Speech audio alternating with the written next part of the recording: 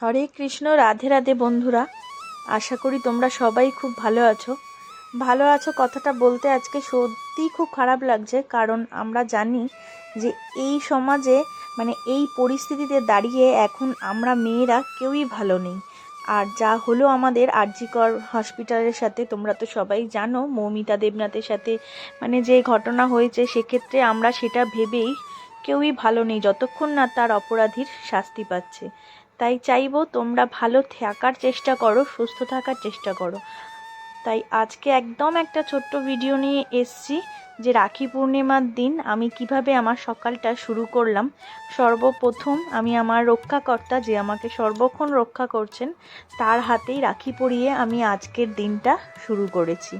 তো তাই সকালবেলা এসে আগে গোপাল সোনাদের স্নান করিয়ে শৃঙ্গার করিয়ে সকালের ভোগ নিবেদন করে গিয়েছিলাম, আর তারপর বেলায় এসেছি আমার গোপাল সোনাদের হাতে রাখি পরিয়ে দেব বলে।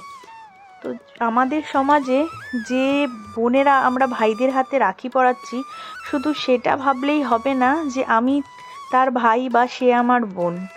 আমাদের সবসময় মনে রাখতে হবে যে আমাদের চারিপাশের সমস্ত যে মেয়েরাই আছে তাদেরকে মায়ের চোখে, বোনের চোখে, ভালো চোখে তাদেরকে দেখতে হবে। বন্ধুর চোখে সেই একদম খারাপ নজর দিয়ে দেখা মানেই সমাজ কিন্তু খারাপই হবে, খুব একটা ভালো হবে না।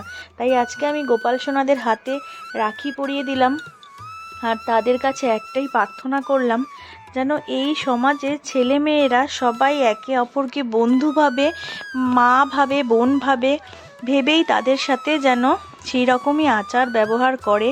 আর আমরাও চেষ্টা করব আমাদের ঘরের সন্তানদের, খালি মেয়েদেরকেই শেখালে হবে না, গুড টাচ আর ব্যাড টাচ আমাদের সেই রকম একইভাবে আমাদের ঘরের ছেলেদেরও, আমাদের সন্তানদেরকেও শেখাতে হবে যে মেয়েদেরকে কিভাবে নজর তার দিকে ফেলতে হবে, তাই না?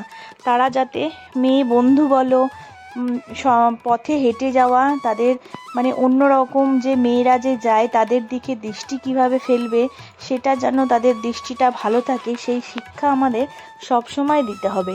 আর আমি আমার গোপাল সোনাদের কাছে ঠিক সেটাই বলবো যে আমারও ঘরে 2 ছেলে আছে, সে যেন সুশিক্ষাটাই তার সব সময় আমার ছেলেদের কাছে দেয়, আর তার হাত যেন আমার ছেলেদের মাথায় সব সময় রাখে। তো সেই কামনায় করেই আজকে আমি আমার গোপাল সোনাদেরকে আগে রাখি পরিয়ে দিলাম, আমার রাধিকা রানীকে রাখি পরালাম, সবাইকেই রাখি পরাচ্ছি। তোমরা দেখতেই পাচ্ছ, যেহেতু আমার ঠাকুর ঘরটা খুবই ছোট, তো তোমাদের সবটা পুরো ভালোভাবে আমি দেখাতে পারছি না, যতটা পারলাম তোমাদেরকে দেখালাম। দেখো আমার গুবলু সোনা রাখি পরে নিয়েছে, আর খুব মিষ্টি লাগছে। আর ভিডিও এখন রেগুলার দিতে পারছি না, কারণ আমার শরীরটাও খুব একটা ভালো না, তো সেই কারণে আমি ভিডিওটা দিতে পারছি না রেগুলার। একটু কদিন পরপরই তোমাদের কাছে ভিডিও আসছে।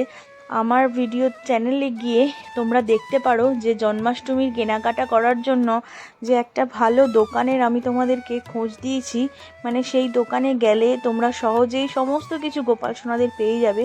সেই ভিডিওটা তোমরা একবার আশা করি দেখে নেবে যারা এখনও দেখোনি। তো দেখো, গাছের ফুল দিয়েই আজকে ঠাকুরের পুজো দিয়েছিলাম, আর খুব সুন্দর করে সাজিয়েছিলাম। আর সামনেই তো আসতে চলেছে জন্মাষ্টমী। জন্মাষ্টমীর কেনাকাটা কার কত দূর হলো সবাই আমাকে মেসেজ করে জানিও যে তো সকাল সকাল যেহেতু আমি আমার গোপাল সোনাদেরকে এসে আগে স্নান করিয়ে জামা কাপড় পরিয়ে চলে গিয়েছিলাম, তারপর এসে রাখি পরালাম। তো আজকে আমি বিশেষভাবে কোনো ভোগ করে দিতে পারিনি, তো 5 রকমের মিষ্টি আমি গোপাল সোনাদেরকে দিয়েছিলাম। যেহেতু আমার ভাইকেও আমার রাখি পরাবার আছে, বাপের বাড়ি যাব, তাই একটু তাড়াহুড়োর মধ্যেই আজকে আমি গোপাল সোনার সেবাটা সেরেছি। তাই জন্য 5 রকমের মিষ্টি আর জল দিয়ে আমি গোপাল সোনাকে সেবা দিলাম। তার আগেই তো দেখলে তোমরা রাখি পরালাম। তো আজকের ভিডিওটা এইটুকুই, একদম ছোট্ট। এবার আরতি করে নিচ্ছি গোপাল সোনাকে, তারপর ভোগ গ্রহণের জন্য অনুরোধ করব। তো তোমরা ভিডিওটা দেখলে, যাদের ভালো লাগলো তারা অবশ্যই একটা লাইক করো, আর কমেন্ট করে জানাতে ভুলো না যে সামনেই যে জন্মাষ্টমী তোমাদের কেনাকাটা কত দূর হয়েছে, আর কি কি কিনলে তোমরা গোপাল সোনার জন্য। তো আজকের মতন আসি, দেখা হবে আবার অন্য কোনো দিন অন্য কোনো ভিডিও নিয়ে। আশা করি তোমরা সবাই ভালো থাকবে আর সুস্থ থাকবে। হরে কৃষ্ণ। রাধে রাধে।